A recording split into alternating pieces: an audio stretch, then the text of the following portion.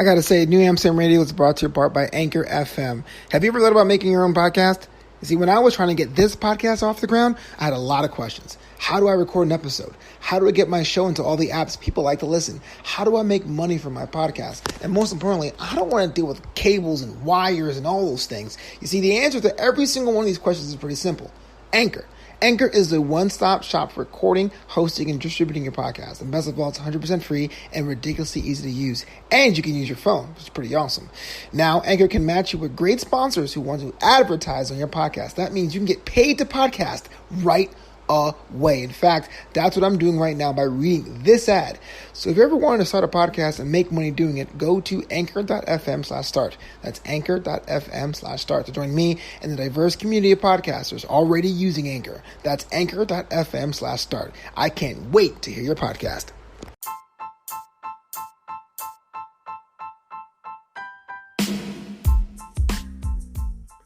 Hello, everyone. It's Flobo Boys once again, and you're locked into New Amsterdam Radio, the podcast for creatives and all the other citizens of the city of New Amsterdam. You know, if you have an idea, if it's in your mind, if it's in your heart and your soul, you too are a citizen. What are you working on this summer? I've been always dying to figure it out. Make sure to hit me up on that social media at Flobo Boys on Twitter and at Flobito on Instagram. This week, a very, very special episode. Not just the guests, because my guests are always special, but this is a special episode. I'm sitting with Tony Moore, who is a host, who is a content creator, and a platform builder. We'll talk about that a little bit more in our interview. But on top of that, for those of you who are familiar with my Patreon page, join the boisterous crew over at patreon.com/FloboBoys. You guys have access to complete and unabridged New Amsterdam interviews because we do a condensed version for the show, and then those on Patreon get the whole deal, the real deal. But as a special treat this week, I am presenting the entirety of the interview with Tony Moore, completely unabridged. So it's kind of like getting the Patreon access for free for this one time, because once you understand about what makes Tony tick, on how he never wants to be seen as a guy who's not giving 3,000%, you'll see why I just couldn't slice and dice this one. But in the meantime, I do really want to hear what you're working on. Hashtag summer projects, because by the time you listen to this, summer is in its waning days. Hit me up, tag me, so we can get together, talk about it through DMs, through messages, to even maybe I might have a call-in show. I haven't really decided that, how we can really talk and how we can shape the ideas that we're working on here, all these creative ideas, because creatives have merit, creatives have value, and even though a word that gets tossed around is essential, I do think the arts are essential in their own way. But enough rambling from yours truly, Tony Moore, on this special edition of New Amsterdam Radio.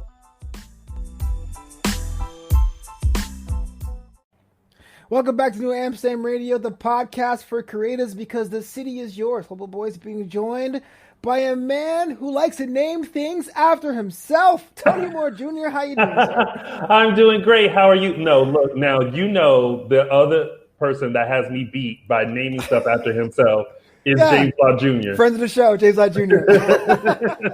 Yeah, I don't. Is it like a thing I'm missing out on? I should have more stuff named after me. Is that the thing? Well, here's the thing: when you have a name that can really be played off of, why not utilize it? You know what I mean? So like my last name is Moore. What do you want? More. So what can I give you? More. You know, so it's like, why not utilize that? And that way it sticks in people's brain. It's branding.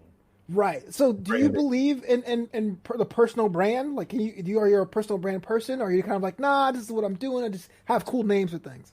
For me, it's about branding. I feel like I haven't really understood, because I'm someone that's like, this is me and I'm going to give myself to you.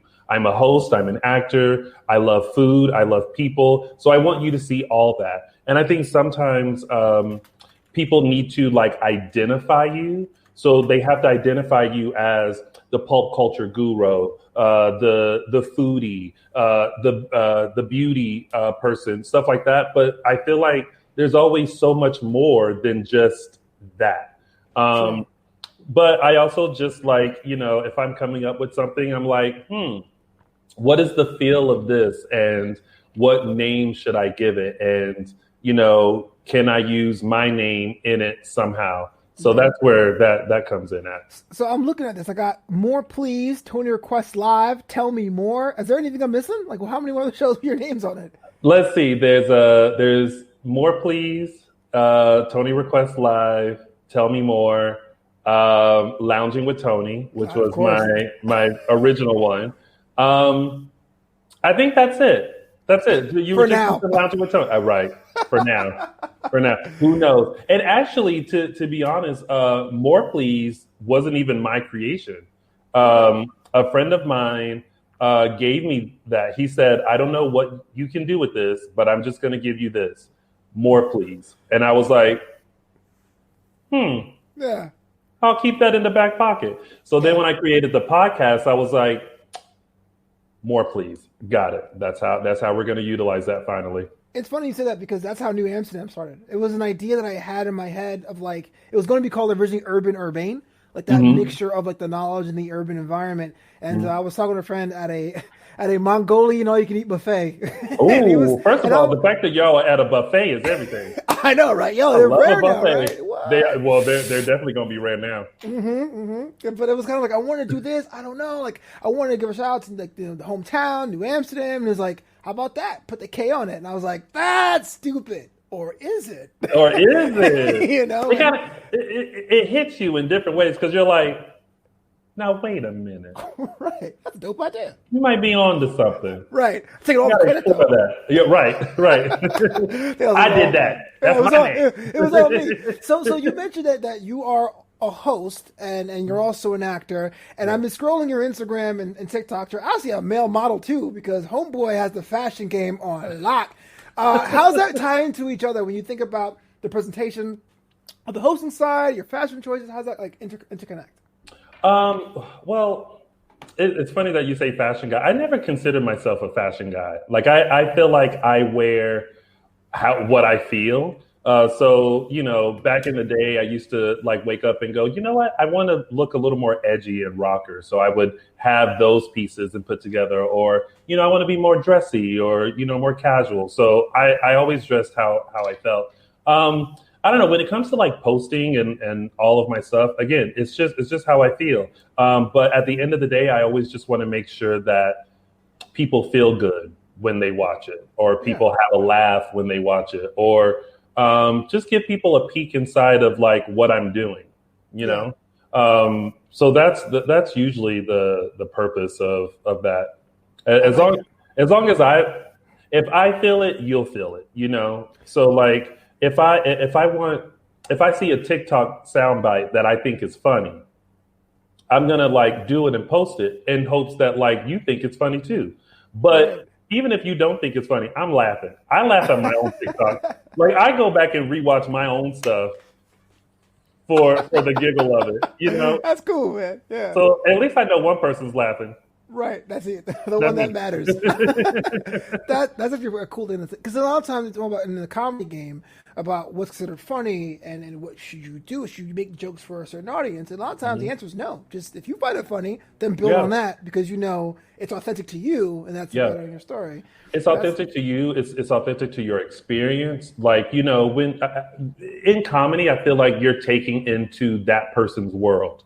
And you sharing their experiences through laughter and them being funny. So do you? That's what I always encourage people to do.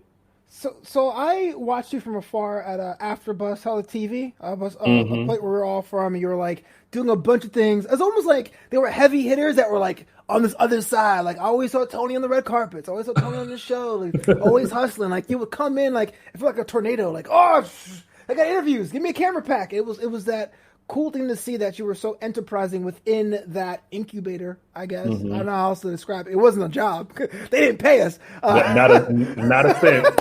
Not a cent. But now that AfterBuzz TV is on hiatus, how have you been able to transition from that to post AfterBuzz?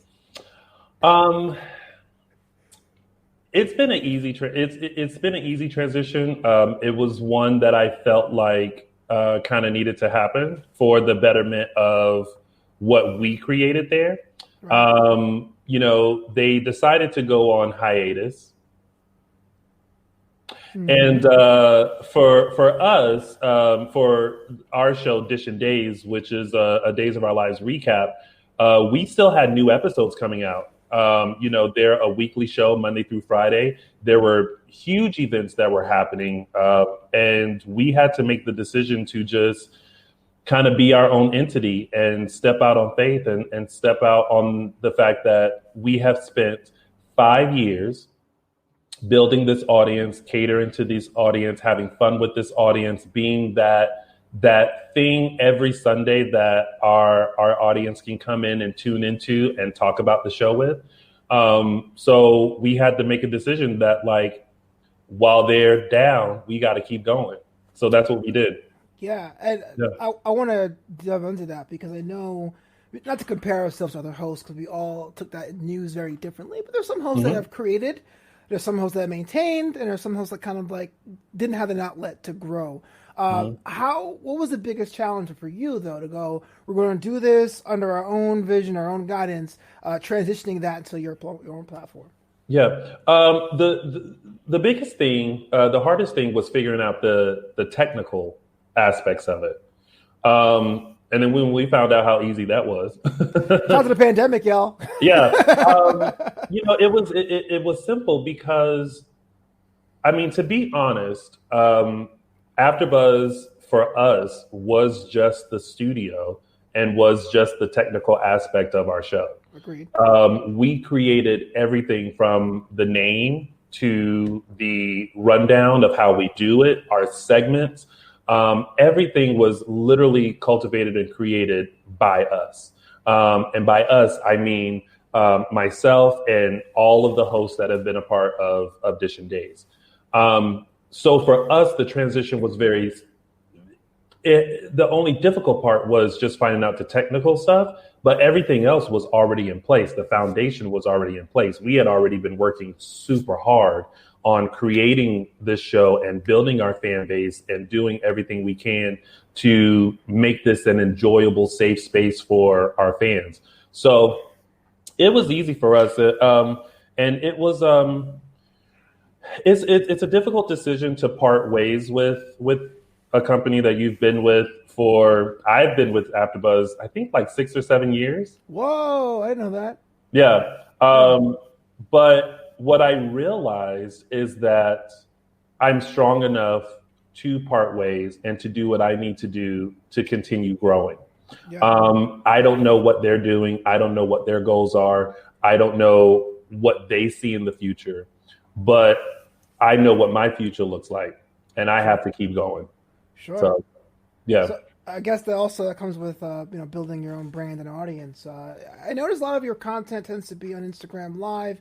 Have you found success on that platform? Have you tried other ones? Which one works and which one doesn't work for you? Oh, Lord Jesus. Let me tell you, the discovery of what people tune into, what they don't tune into, the numbers and all that kind of stuff has been a lot. And I'll be honest, there were some IG lives that I did that were successful. There were some that were not. And I got discouraged because it's that feeling of, well, I have all these people who are on here and they like my stuff and they support me, but I can't get them to tune in. Right. And it makes you feel discouraged. It makes you feel unsupportive. It makes you question whether the product that you're putting out is good enough. Right. What I've now had to learn is you have to do it for you. If you are enjoying it, if you feel like you're putting out something great, then continue to do it.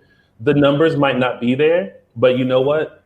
That one person may go back and look at what you're doing and either be inspired, be encouraged, or that one person that we all look for may say, you know what, you got something and I want to continue working with you.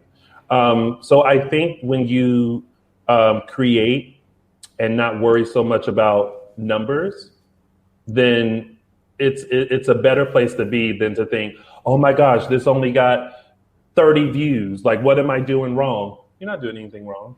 Right.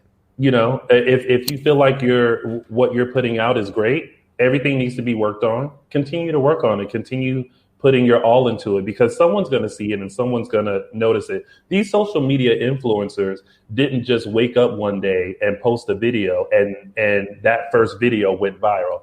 They had tons of videos before that one went viral, which then spin them off into everything else.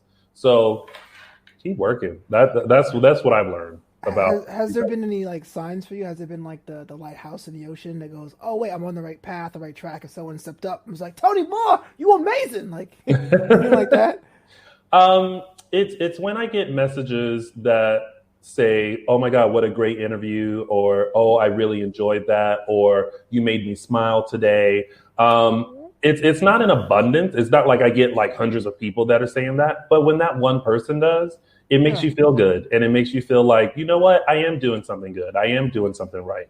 I also say that God also has a way of reminding me that I'm on the right path, and it's something small. Like when I feel like I'm at my lowest, there's always something that happens that reminds me of, you know what, kid, you're doing great. You're not where you want to be yet, but you're doing great. So keep going.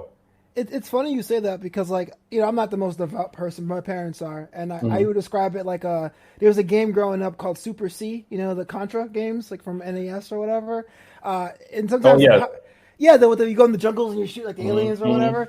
Sometimes the best gun was called the spreader, and it would come in a little capsule from the sky. And I always felt that when you were at the most like dangerous, there was always a spread would come out of nowhere. You got the gun, you got like the actual like boost. And I don't know if you call it the universe or God or Jesus or Allah, but I thought it was kind of interesting that likewise to you, there's times, especially during a pandemic, going, yo, the world has told me my life and career is non-essential. That something hits you like, oh wait, I can still do it. I can still go on that path. It's pretty awesome. Yeah. And we pop into all these lives of like these celebrities and stuff like that, and we see that they're garnishing hundreds and thousands of people watching, but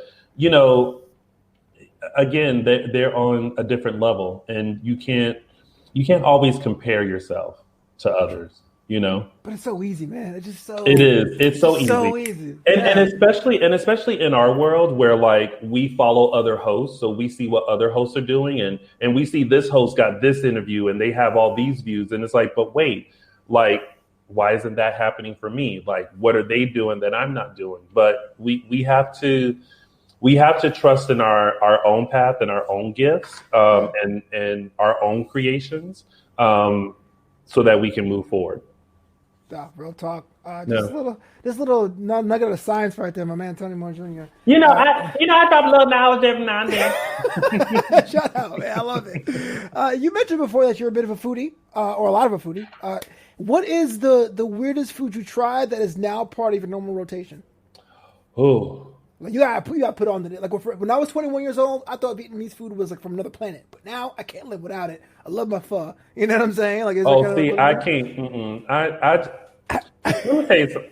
Like, I can't get with it yet, because I just feel like a bowl of like water and like stuff just may not cut it for me.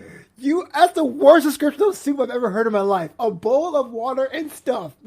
Like, I'm not there yet. Okay. Sushi, I was like, I don't get it. I don't want to eat anything raw. Like, whatever I eat has to touch a bit of Crisco and fire. Like, okay, just a little bit, or put it in the oven for about 30 minutes to see what happens. Is there something? What is? I don't think there's anything I've had thus far that. You at a party, someone's like, "What do you like?" You mentioned you dropped some kind of dish. People are like, "What's that?" You're like, "Oh, you haven't tried this? This is fly or whatever." Because I'm that person. It's like, and you can relate to this. It's like going to somebody's house and seeing the potato salad, and you like potato salad, but you do one of these. Nah, I'm good. It's like, who made it? I'm good. Wow, I'm all right. You're a discerning foodie. I'm a texture person, so like it has to look appealing. If it doesn't, then it's a little hard to No, you just got me more get it. curious. What is a gold? What is a food that is the gold standard now? Like, what is your palate centered around? Like, what is something that make you go, "This is it. I'm a connoisseur of this. I'm a fan of this." It has to be like just soul food, Oh, okay, like classic.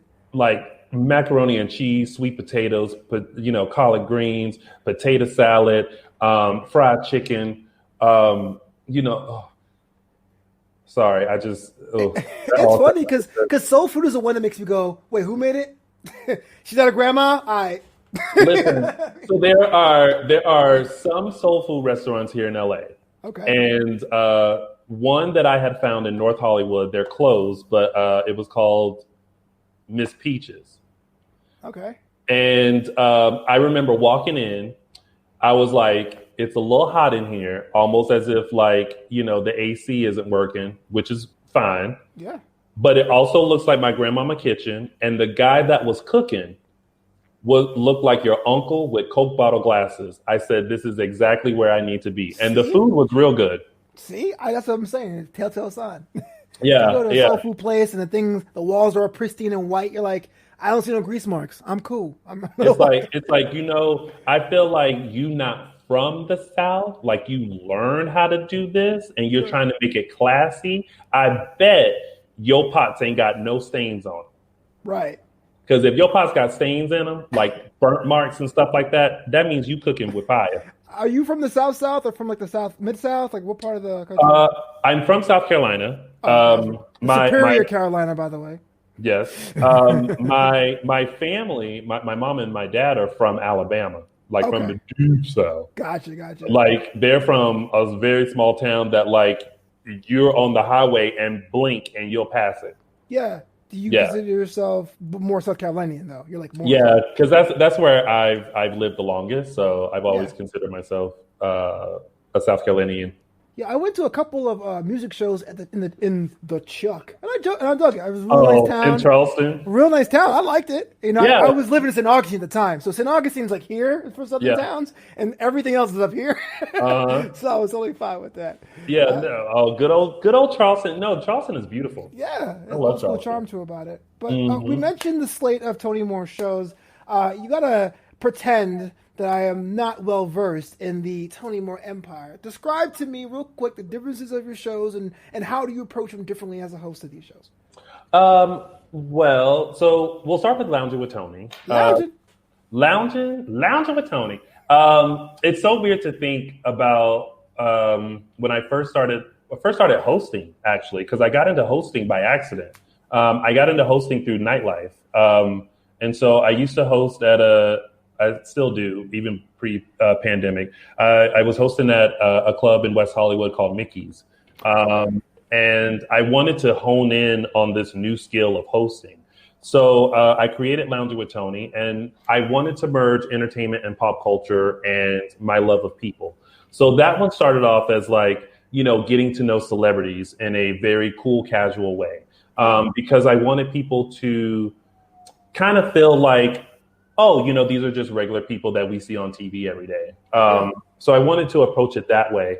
And then which one did I do next? More Please. I wanted to have an extension of Lounging with Tony and do like a podcast version where it showcases not only myself, but also friends of mine. Yeah. I wanted to kind of recreate phone conversations that my friends and I would have. So More Please, the podcast came along.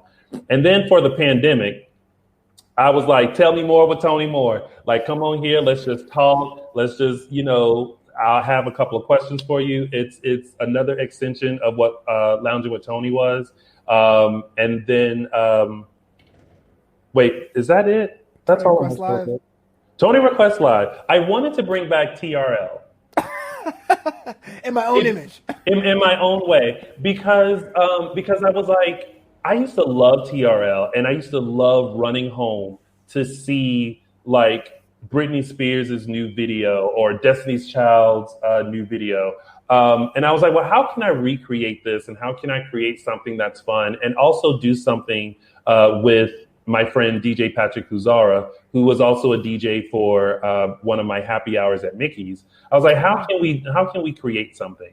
And so TRL was formed as a dance party, as a way for you to request music that you haven't listened to in a while, to see me dancing for a full hour, which my friend Stevenson absolutely loves. He gets a kick out of watching me dance and sweat for an entire hour, because he's like, I know you are tired. And I'm like, yes. And he's like, you are sweating? I'm like, I'm dancing for an hour. Yeah, exactly. I'm doing James Brown, man, putting all on the stage for y'all. Exactly. So that's how all of those came about. But I always just wanted to create something that just made people feel good, just made people laugh, made people feel like they were a part of a conversation, and things like that. So that's where that all comes from. Yeah, I can't imagine. So I'll dance for 30 seconds, look at the clock, and be like, I'm good. You know what I'm saying? But yeah, I'm so glad you got to be on the show, man. New Amsterdam Radio is a podcast for creatives. If you do me a favor, now we talked about all your shows, can you tell the people out there where they can tune in and watch your content, good sir?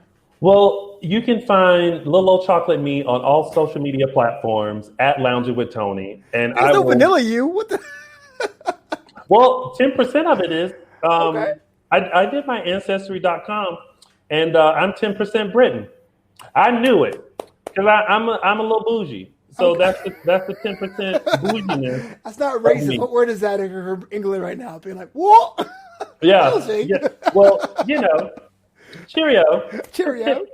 Tip. Wow. No, that's turned to Australian. But yeah, all social media platforms at Lounging with Tony. I'm always posting stuff, my TikToks, what shows I have coming up next. Actually, and this is a tidbit for you. I think the only person that knows this is James. I'm actually working on bringing More Please to a YouTube Live kind of show. Oh man, congrats. Yeah, thanks. Well, not with YouTube. You know, YouTube just has the capabilities of going live. It's the same thing. That's still worthy of congratulations. Yeah, thank you.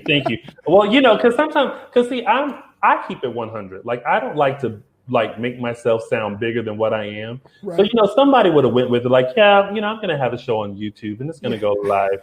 And we're partnering with YouTube. Yeah, and then it's like, oh, so basically you pressing the same buttons I am. Got it. Okay. But I just like to keep it real and be like, listen, I'm going to create a YouTube live show. I think now that I gotten the hang of going live on YouTube with Dish and Days, I'm like, you know what? I want to cultivate all of those shows that I'm doing and streamline it to one thing that people can tune into. And hopefully people will. If 2 people are there, that's fine. That's 2 more people that are watching it. So yeah, once you get that 6th person, you're like, okay, this is an audience. I'm like, slow down, people.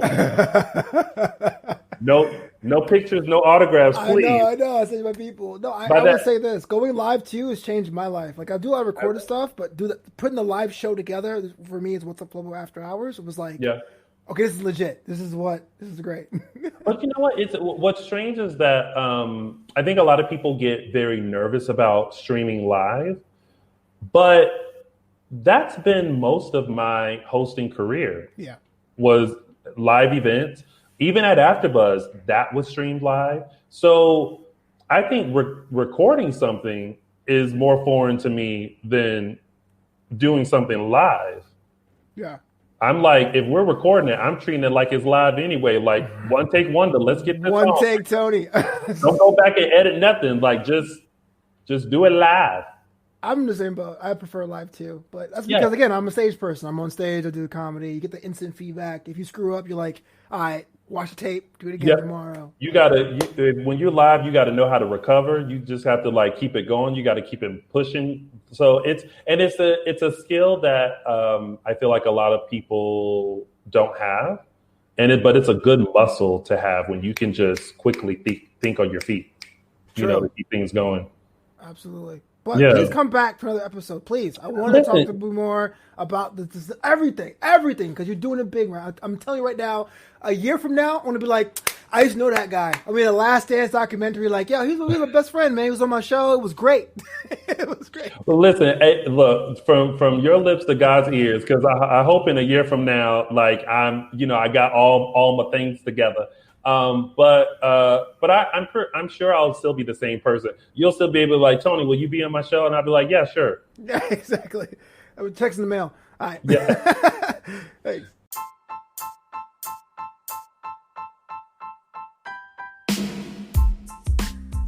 That's right. I'm officially in the cool club because I got to lounge with Tony.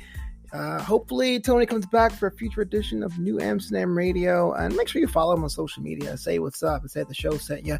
I learned so much from Tony, just to see him, how he's moving and how he's grinding. It's always an inspiration. And like I said earlier, typically we do edit the interviews so you can listen to New Amsterdam Radio at lunch or between client meetings, and so you can put your head down and go back to the grind.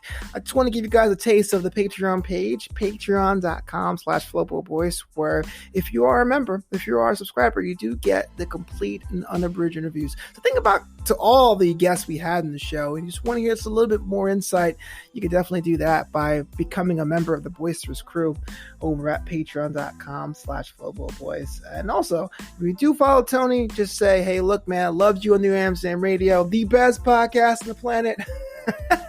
That'll make me feel so much better about what I'm doing on this spaceship, this starship, this naval vessel as we navigate creative ideas and thoughts. I'll be back next week with another brand new episode for those of us who are citizens of the city of New Amsterdam, the city for creatives. Until next time, work on it, revise it, share it with a friend, and keep building. Until next time, the city is yours.